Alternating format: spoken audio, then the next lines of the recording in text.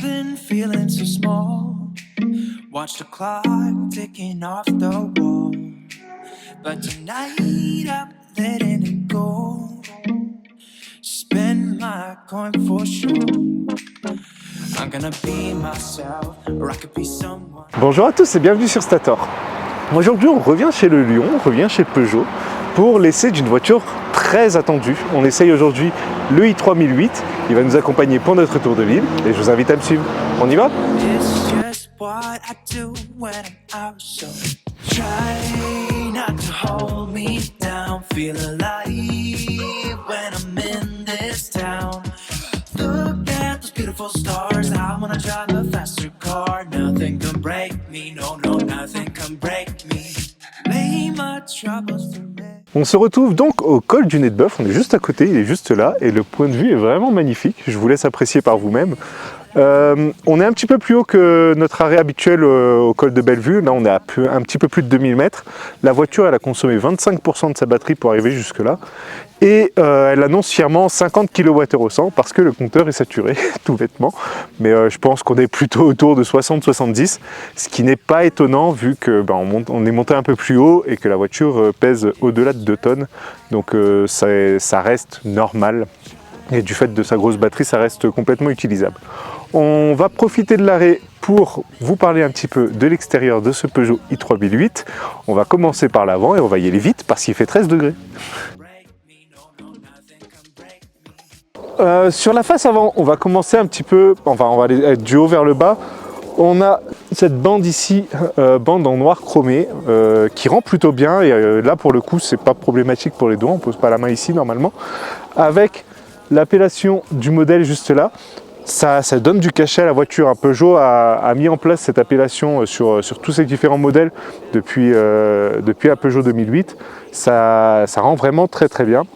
Sur le côté, les deux feux un peu étirés, un peu furieux, qui donnent les yeux du lion, prêts à bondir, prêts à vous manger tout cru.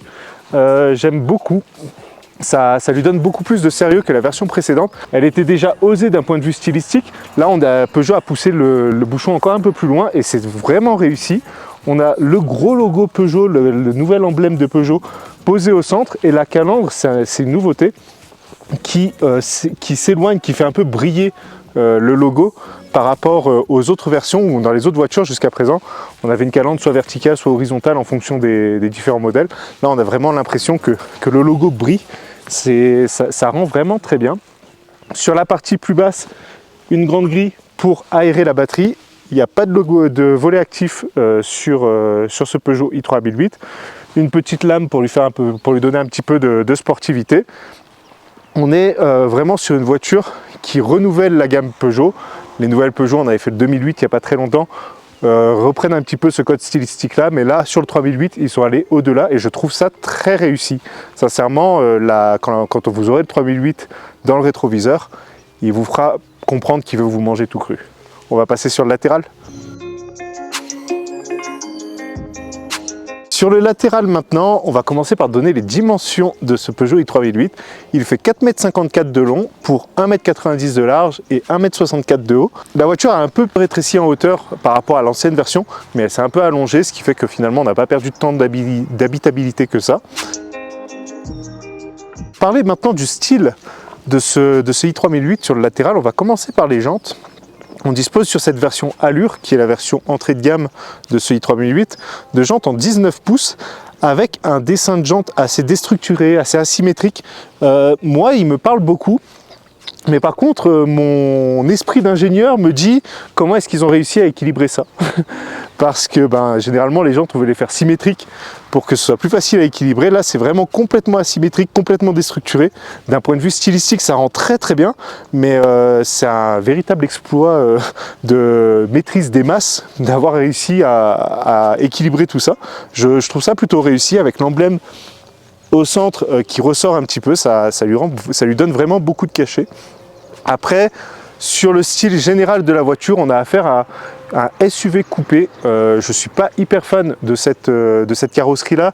Je trouve, enfin, c'est mon avis, mais Pour moi, on est parti de la berline, on l'a surélevé pour en faire un SUV et on l'a rabaissé pour en faire un coupé. C'est un peu étrange, mais je sais que c'est un style qui plaît beaucoup. Donc c'était un pari, je pense, qui sera réussi de la part de Peugeot, avec cet arrière qui est très fuyant sur le bas. On a une ligne qu'on reconnaît ici, qui vient souligner un petit peu la toiture, ça rend plutôt pas mal. Quelques pièces en noir chromé, pareil sur les rétroviseurs. Une partie en plastique un peu baroudeur, un petit peu qui surélève un peu cette voiture. La garde au sol est de 22 cm, c'est assez énorme. Sincèrement, ça se passe plutôt bien. On est rentré ici sur ce point de vue avec un chemin qui crapahute un peu, qui bouge un peu. J'ai absolument pas eu peur de toucher. La voiture est assez surélevée et les porte-à-faux sont assez courts. Si on se retrouve maintenant vers l'arrière, on a ici la trappe de recharge qui est à l'arrière gauche, et ça c'est très adroit. Il aurait été gauche de la mettre à droite puisque le conducteur il est juste là. Par contre, quelque chose qui est un peu moins adroit, est-ce que vous avez vu la taille de cette trappe de recharge? Regardez ça, c'est une feuille A4 le truc. Pour un chargeur juste derrière, je trouve que c'est un petit peu grand. Ça me laisse un peu sur ma faim. Chose qui me laisse un peu moins sur ma faim, c'est le petit truc ici qui indique où appuyer. Et ben c'est le E de i3008. C'est un petit détail assez sympathique. Ici, le logo Peugeot qui est affilié sur le feu directement. C'est pareil, ça donne un peu de cachet à la voiture. Je trouve ça vraiment très réussi. Et cette partie descendante dont je vous parlais juste avant, qui nous mène vers l'arrière de la voiture.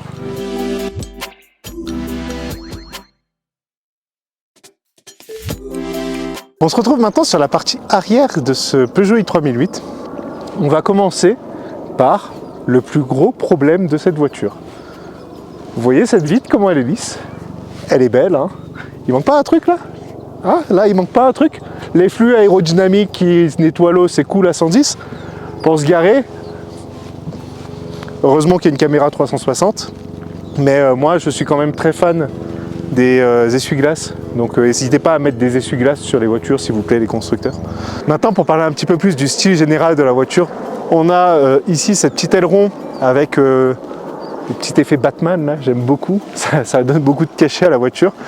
Ici, pareil, un petit béquet qui vient un peu relever sur la fin de la vitre pour optimiser toujours les flux aérodynamiques et surtout lui donner un certain style, une certaine sportivité. C'est plutôt réussi. Sur le bandeau noir, le nom de la marque apposé en toutes lettres. Il n'y a pas de logo Peugeot à l'arrière, il y a vraiment que le nom de la marque écrit en toutes lettres en noir sur fond noir. Ça donne du cachet, mais c'est pas très visible, donc je suis pas forcément fan.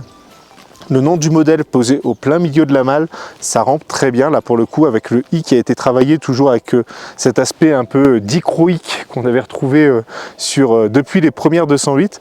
Le e du i3008 a complètement changé par rapport aux premières versions évidemment, et je le trouve beaucoup plus joli comme ça. Ça donne un peu plus de cachet à la voiture. Ensuite, sur le style général, j'aime beaucoup le travail qui a été fait au niveau des feux qui sont un petit peu déstructurés comme ça, avec on reconnaît un petit peu les griffes qui sont beaucoup plus marquées à l'avant évidemment, mais il y a quand même un petit travail qui a été fait. En termes d'affichage entre guillemets de luminosité, vous le voyez, les LED il y a 6 LED posés verticalement les unes à côté des autres, ça rend plutôt bien. Sur la partie basse, une grosse partie en noir plastique, toujours pareil pour cet aspect un peu baroudeur. Encore une fois, la voiture est assez élevée, donc on va pouvoir sans problème sortir des sentiers battus.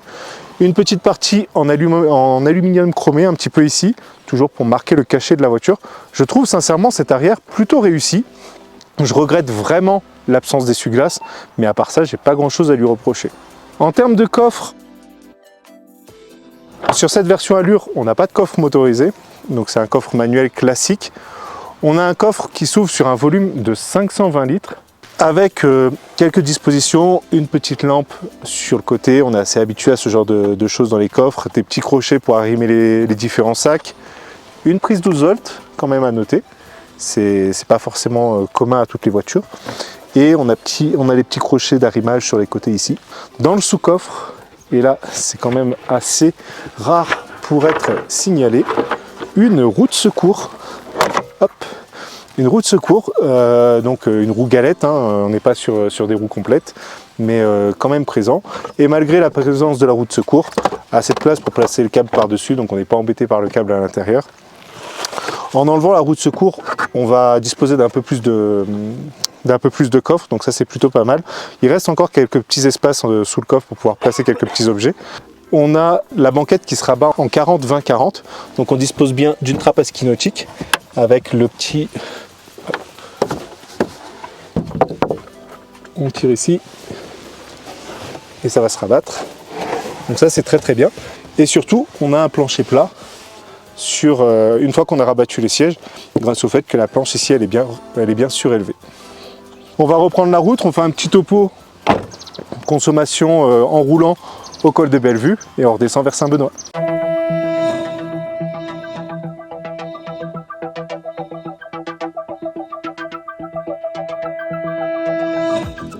On se retrouve maintenant à bord du Peugeot i3008, on est dans la descente des plaines, il y a des travaux. Un petit point sur la consommation, si on enlève le détour du col du Nez de Bœuf, on a utilisé 4% pour faire ce détour. En fait, c'est à noter que sur la descente, on est parti de là-haut, on a régénéré 3%. Mais voilà, en enlevant tout ça, on a utilisé à peu près 4%.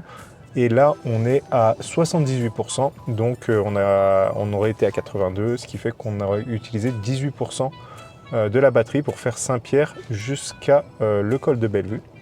Là, on va entamer la descente. Je peux déjà vous parler un petit peu de la régénération, puisqu'on a régénéré sur tout le long de la descente depuis le Nez de Bœuf.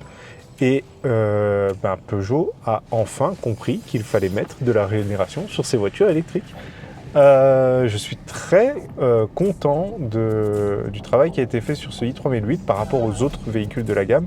J'ai jamais été très fan du mode bruit de Stellantis parce que je trouve qu'il n'est pas assez fort tout bêtement. Là on a des palettes au volant, donc le moins pour avoir plus de régénération et le plus pour avoir moins de régénération. On ne peut pas faire tout très bien dès le premier coup, mais bon, c'est toujours ça. Quand je suis en mode le plus faible, donc on a 3 niveaux, on a 1, 2 et 3, donc le plus faible au niveau 1, j'ai un tout petit peu de régénération, mais on en a encore moins que quand on était en D dans les anciens véhicules de Stellantis. On va pouvoir aller sur un mode 2 puis un mode 3, et au niveau 3, on a enfin un mode de régénération assez élevé pour conduire en une pédale sur la descente des plaines. J'ai absolument pas besoin de toucher au frein, une simple levée de pied et ça freine fort, ça freine très fort. Enfin, c'est pas le plus fort évidemment qu'on ait connu, mais c'est très largement suffisant et c'est très agréable dans les plaines. On n'a pas de régénération jusqu'à l'arrêt, malheureusement. Je ne vais pas pouvoir vous montrer ça, il y a du monde derrière. Mais en fait, quand on va lever le pied, la voiture va se mettre à ramper, comme on dit, à partir de 9 km/h. On a fait le test tout à l'heure dans le col du Nez de Bœuf.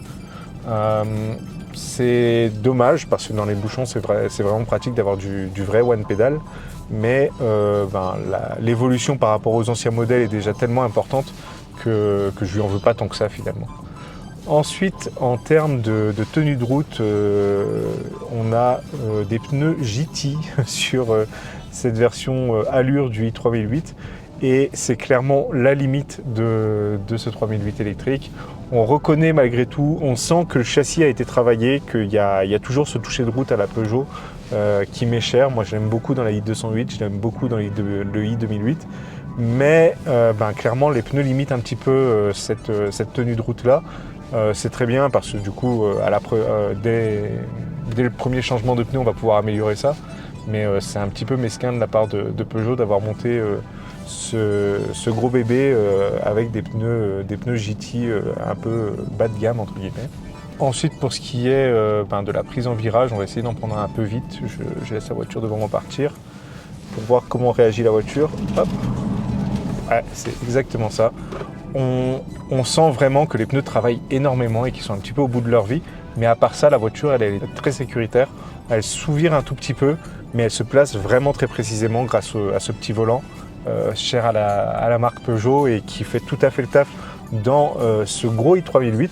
Ça m'a semblé un petit peu bizarre au début, mais là, dans les plaines, il fait vraiment complètement son travail, à savoir placer la voiture très facilement et avoir une prise en main qui est beaucoup plus simple, beaucoup plus instinctive, on va dire. Pour terminer, on va parler un petit peu du maintien. On a un maintien qui est correct, les sièges sont plutôt typés confort. On a des sièges en simili-cuir tissu sur cette version allure. On est bien installé, on a un maintien qui reste quand même bon malgré le fait que c'est des sièges typés confort. On n'est pas dans une voiture sportive, elle peut avoir des aspects sportifs avec des pneus plus adaptés. On a une version 4x4 qui va arriver avec plus de 300 chevaux et là il y aura vraiment moyen de s'amuser. Mais déjà dans cette version propulsion de 213 chevaux, si ma mémoire est bonne, on a quand même un petit ressenti. En fait, c'est vraiment le toucher de route Peugeot qui joue en faveur de cette voiture-là, puisque en termes de performance pure et dure, c'est pas nul, mais c'est pas exceptionnel non plus. Pour terminer, on va parler du rayon de braquage. On est à 10,70 m, ce qui est très bien compte tenu de la voiture, mais ça on est habitué, puisque les Peugeot sont très maniables et ça facilite grandement le parking en ville.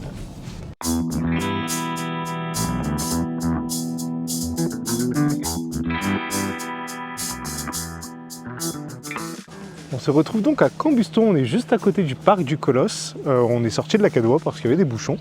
Et donc on va profiter de l'arrêt pour vous parler de l'intérieur du i3008.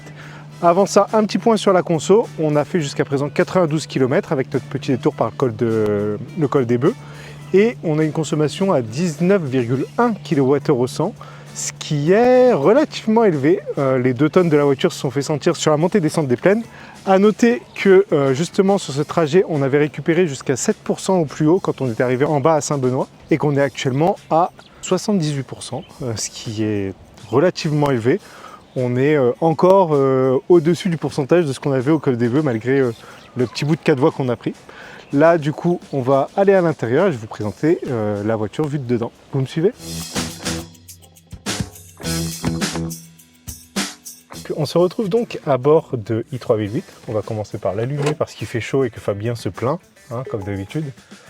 Un peu de climatisation. Ça se passe par ici, sur la commande iToggle, qui est plutôt bien faite, mais on va en reparler. Je vais d'abord vous parler un petit peu des différents éléments qui m'entourent. On est dans un habitacle qui se veut assez, enfin pas premium, mais on va dire généraliste plus. On a des petits revêtements un peu en moquette comme ça, qui rendent plutôt bien, qui donnent un peu de cachet à la voiture, c'est vraiment joli. Sur les portières, on retrouve un petit plastique qui est moussé au niveau du coude, donc ça c'est plutôt pas mal. Et juste en dessous, vous le voyez, un petit revêtement qui a été retravaillé. C'est vraiment très joli, ça rend plutôt bien en termes de visuel. En termes de praticité, moi je me sens un petit peu oppressé par cette console centrale et la portière qui est aussi assez épaisse. Je me sens un petit peu oppressé, mais ça reste habitable. On a au niveau des coudes des endroits qui sont plutôt bien matelassés, là sur la coudoir de la portière, et pareil sur la coudoir centrale avec un petit travail de mousse qui a été mis sous cette partie moquette. Tout le reste partout ailleurs, la moquette c'est du dur, hein, en dessous c'est du plastique dur, donc pas forcément idéal pour appuyer la jambe ici. Ensuite, en termes de matériaux, on retrouve énormément de noir laqué partout, absolument partout. J'en ai sur l'écran, j'en ai ici au niveau de la commande, iToggle, j'en ai au niveau de la partie centrale avec tous les boutons, ils sont tous en noir laqué, c'est génial, c'est exactement ce qu'on demande pour bien laisser des bonnes traces de doigts. Personnellement, moi j'en suis pas fan, mais après c'est vraiment mon avis. Pour parler maintenant un petit peu boutonnerie, ce qu'il y a autour de moi, on a le petit volant de Peugeot qui est assez caractéristique, mais qui a été complètement retravaillé. On a toujours la partie gauche qui va régler tout ce qui parle de régulateur, etc. et la partie droite, tout ce qui parle du média. Mais les boutons ne sont pas agencés de la même manière. Il y a un petit travail qui a été fait, je trouve ça vraiment sympa. On dispose maintenant de palettes au volant, pour la réglage de la régénération. Et même la partie des commodos a été retravaillée. C'est pas les anciens commodos de Peugeot, ils ont été refaits, ils sont plutôt jolis. Je trouve ça plutôt sympa. On est vraiment dans une nouvelle voiture. On a repris très peu de pièces. On se souvient, typiquement, on avait fait la 208, la 2008, etc. On se souvient qu'on avait encore le gros commodo de régulateur en dessous qui plaisait beaucoup à Fabien. Là, on est vraiment dans un esprit complètement différent. Toutes les pièces qui sont autour de nous sont nouvelles, à part le petit switch qui passe en PRND. On a déjà vu sur la nouvelle 2008, la nouvelle 208. Mais après, à part ça, tout est vraiment nouveau, tout a été complètement retravaillé. et je trouve ça plutôt sympa, sachant qu'en plus on est dans une version Allure, entrée de gamme. Au niveau de l'écran maintenant, j'ai devant moi un écran unique qui fait toute la largeur de la place conducteur, qui va même jusqu'au centre. La totalité, la diagonale qui est là, elle fait 21 pouces. Donc on est sur un écran vraiment tout en largeur. Naturellement, cette partie-là, ça va être pour le média, alors que tout ce qu'il y a devant moi, ce sera pour la partie contrôle de la voiture, affichage, etc. L'affichage qui est devant moi, il est paramétrable. J'ai un petit bouton sur mon Komodo qui me permet d'afficher différentes choses. Il est très lisible, il est très clair. Je peux même avoir mon Google Maps sur l'écran principal, enfin sur l'écran devant le conducteur. Je trouve ça vraiment bien fait. On a une petite indication ici pour nous dire à quel niveau de régénération on est. Donc là, on est au maximum. On peut le régler, c'est plutôt pas mal. Le pourcentage batterie qui s'affiche bien ici.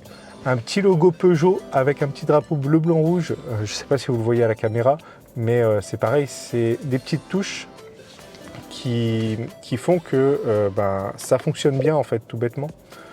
Vous l'avez peut-être vu, on a une commande OK Peugeot qui fonctionne plutôt pas mal. Cette commande OK Peugeot va pouvoir contrôler pas mal de choses. Tout ça pour dire, enfin au niveau de ce qui se passe devant moi, je trouve ça plutôt bien fait. Sur la partie média maintenant, l'esprit de ce qu'on avait vu dans le 2008 est encore là. On a encore une partie avec personnalisable, on peut avoir différents affichages, etc. etc. Sauf que la typographie a été un petit peu travaillée. On a des choses un peu nouvelles. On a des raccourcis aussi qui fonctionnent plutôt bien. On a un raccourci ici qui nous ramène directement au niveau de toutes les ADAS. Donc on peut, ça on vous l'a déjà montré sur la 2008, on peut choisir en raccourci quelles ADAS on veut avoir sur cet écran-là, ce qui permet de les couper plus rapidement en cas de besoin. On a vu sur d'autres véhicules un aspect très pratique pour couper toutes ces ADAS qui sont devenues obligatoires maintenant. Chez Peugeot, ils ont décidé de pouvoir les couper une par une et de choisir celles qu'on voulait avoir sous la main. Je trouve que c'est un choix qui reste honorable. C'est un peu moins compliqué que d'aller fouiller dans toutes les options. Mais c'est un peu moins pratique que d'avoir un seul bouton qui coupe tout d'un coup. Ensuite, en termes de commande de cet écran-là, naturellement il est tactile, mais on va aussi avoir cette partie-là dont je vous parlais, qui s'appelle la commande iToggle, qui est plutôt pratique. Je suis vraiment pas fan des écrans, c'est quelque chose, je le dis et je le répète à chaque fois, parce que j'aime pas avoir à regarder quelque chose sur lequel j'appuie. Mais sur cette commande iToggle, l'avantage c'est que les boutons sont très gros. Il y en a 5 sur 2 pages. On ne peut pas en mettre plus, on ne peut pas en mettre moins. On peut choisir quel bouton va aller où, etc. On peut les réorganiser. Mais ils vont tomber toujours au même endroit et je pense qu'au fur et à mesure du temps, on va pouvoir s'y habituer. À noter Android Auto et Apple CarPlay sans fil. Mes téléphones, vous les voyez là, ils ne sont pas connectés. Et pourtant, j'ai bien mon Android Auto. Avec un affichage qui reste correct. On est vraiment sur une qualité d'écran qui est plutôt bonne. Là, c'est mon téléphone qui limite, et c'est plutôt rare que ce soit mon téléphone qui limite la qualité de l'affichage. Dans ce véhicule, on dispose également d'une caméra 360, et ça dès la version Allure. C'est à noter parce que c'est une option que Peugeot a décidé de mettre sur toute la gamme i3008. Caméra 360 qui a un rendu assez bon, hein. Pour finir sur cette partie avant, on va passer au niveau de la commande centrale, où on dispose d'une panoplie de boutons qui vont régler d'abord la climatisation ici, des petits raccourcis qui peuvent couper la clim avec un seul bouton. Ça j'aime beaucoup, c'est quelque chose qui manque sur pas mal de voitures où on est obligé de baisser la ventilation en appuyant 55 fois dessus. Là, avoir un simple bouton off, c'est un vrai point positif. On a les drive mode ici, très discret, ce petit bouton que je trouve très discret, qui est plutôt bien incorporé. Je ne me suis pas encore fait à la commande de PRND qui est là-haut, et j'ai tendance à tirer sur le drive mode pour passer de drive à marche arrière, mais je pense qu'on s'y fait assez vite. Les clignotants, enfin les warnings. Une petite commande pour régler le son ici, qui tombe plutôt bien sous la main, je trouve ça vraiment sympa. Cet effet de style là en boomerang, c'est pareil, c'est à la fois joli, mais aussi je trouve ça plutôt esthétique et plutôt facile d'utilisation. Ça permet de remonter un peu les boutons et de les avoir un peu plus sous la main, c'est un peu plus ergonomique. Je trouve ça vraiment sympa. En termes de rangement maintenant, pour finir sur cette partie centrale, on a d'abord le chargeur induction qui est caché là-bas dessous. Pourquoi pas, ça cache le téléphone, on peut le laisser dans la voiture, il est protégé. J'aurais peut-être aimé avoir un truc un peu plus visible, je sais pas, mais en tout cas là ça bougera pas, dessous c'est en caoutchouc, ça bouge pas, c'est assez large, un téléphone, même un grand téléphone peut rentrer assez facilement. On dispose d'une première poche de rangement qui est ici, qui est assez large, qui est assez grande aussi, avec les ports USB-C qui sont cachés là-dessous, celui-ci pour la connexion pour la première fois, puisqu'encore une fois c'est sans fil, et ici avec un chargeur tout en USB-C, donc ça c'est très bien, un point positif. Une prise 12 volts qui est juste là. Donc c'est pareil, on peut brancher quelque chose, refermer la poche, tout est à l'abri, c'est nickel. Deux petits porte-gobelets juste là, assez classique, il n'y a pas grand chose à en redire. Et ici, sous la coudoir, la fameuse poche classique également, avec un petit bac de rangement qui est coulissant pour les petites pièces. Et aussi à noter, il va jusqu'à là-bas dessous. Donc on a un petit espace en plus par là-bas, je peux y passer la main. C'est pas énorme non plus, mais ça fait le travail. Il y a quand même pas mal de petits rangements. En plus des habituels contre-portes, des habituels bacs dans les contre-portes qui sont assez larges. Ici aussi, c'est à préciser, comme la porte est très très large et elle rentre sur moi et elle m'oppresse, forcément ça libère de la place pour pouvoir y ranger pas mal de choses. Dernier point sur le rangement, et après on va passer à l'arrière, et ça j'y tenais, ça. Je trouve ça vachement pratique. On n'en a pas sur toutes les voitures, donc quand on en a, je le signale, le porte-lunettes, pour les gens comme moi qui ont des lunettes de vue, c'est vraiment pratique. On va passer à l'arrière pour 20 derrière 20.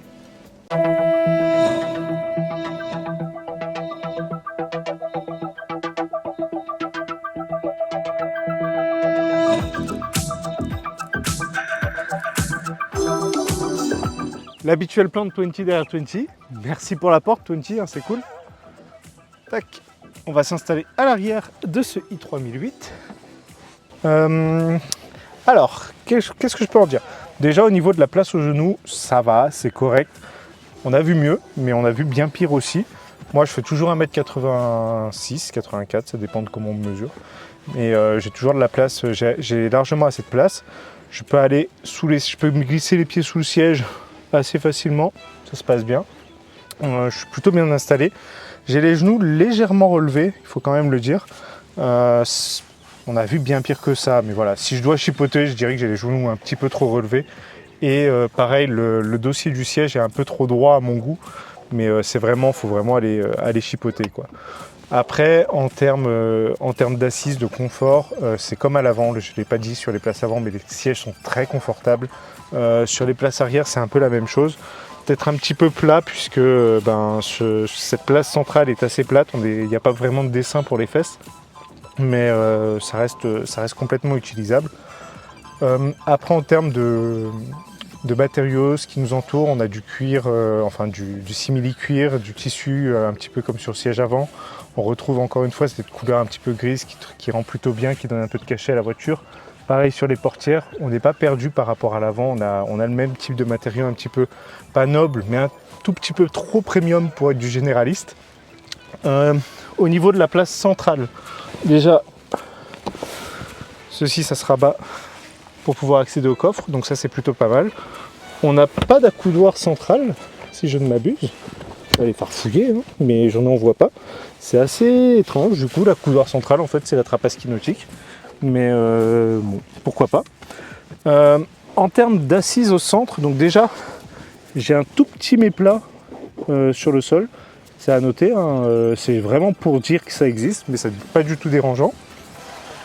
Je vais pouvoir m'asseoir ici sans trop de problème, je suis plutôt bien installé, j'ai de la place au niveau de la tête, hein, il n'y a pas de souci avec ça, donc c'était déjà bien sur les côtés, là sur le centre il n'y a pas de souci non plus. Allez, si on doit trouver quelque chose à redire, je dirais que la place est peut-être un poil trop serrée, trop étroite. Les places de chaque côté sont vraiment très larges, mais au milieu, bon, pour un adulte, ce serait un tout petit peu trop étroit. Mais sincèrement, c'est vraiment pour chipoter. À part ça, en termes d'ergonomie, on a au niveau de la console centrale deux petits aérateurs. Donc ça, c'est plutôt pas mal pour les places arrière.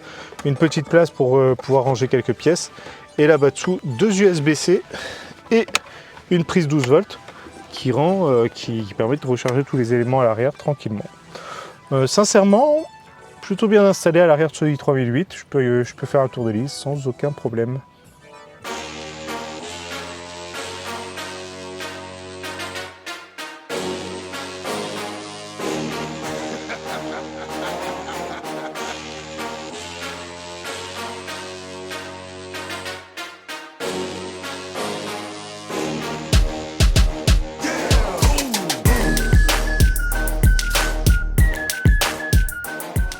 On se retrouve donc à bord de i3008, on est sur la 4 voies, on sort tout juste de Saint-Paul, les petits bouchons comme d'habitude, hein, on a l'habitude à Saint-Paul.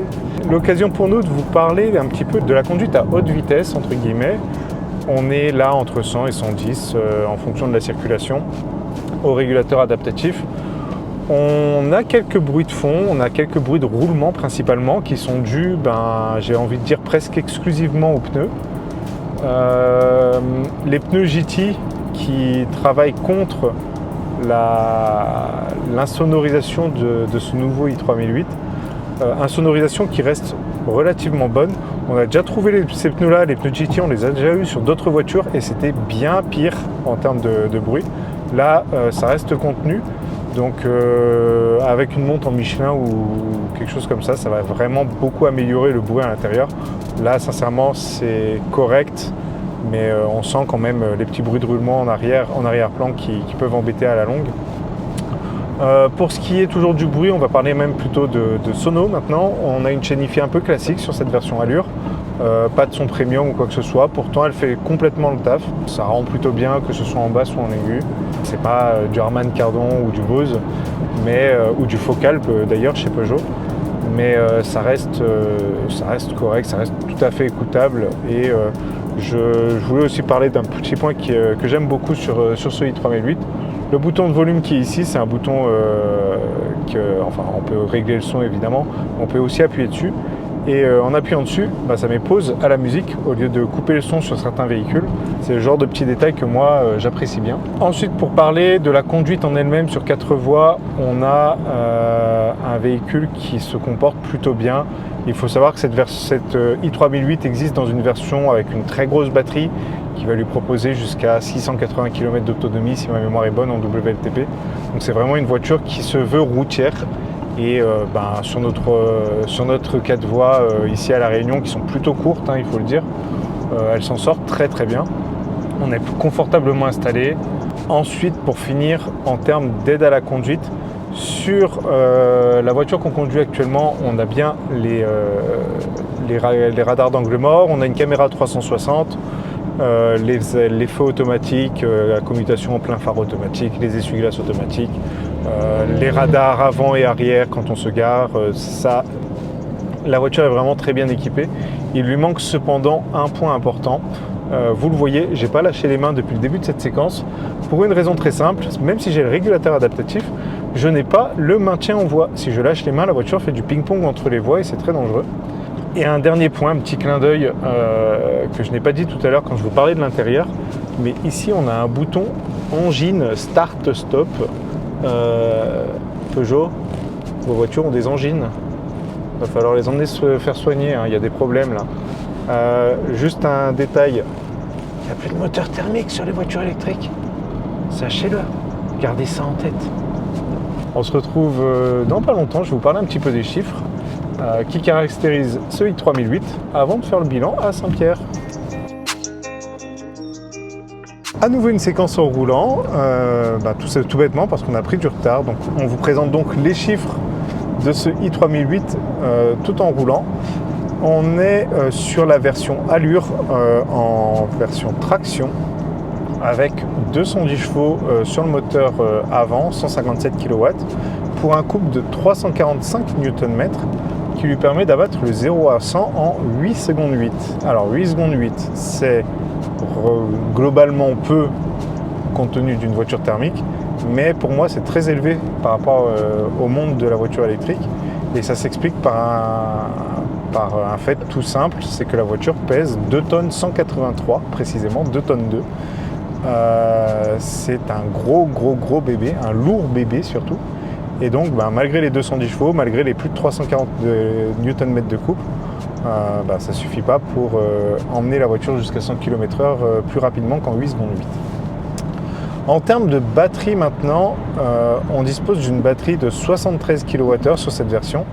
A noter qu'il y aura une version de 99 de mémoire kWh qui arrivera plus tard.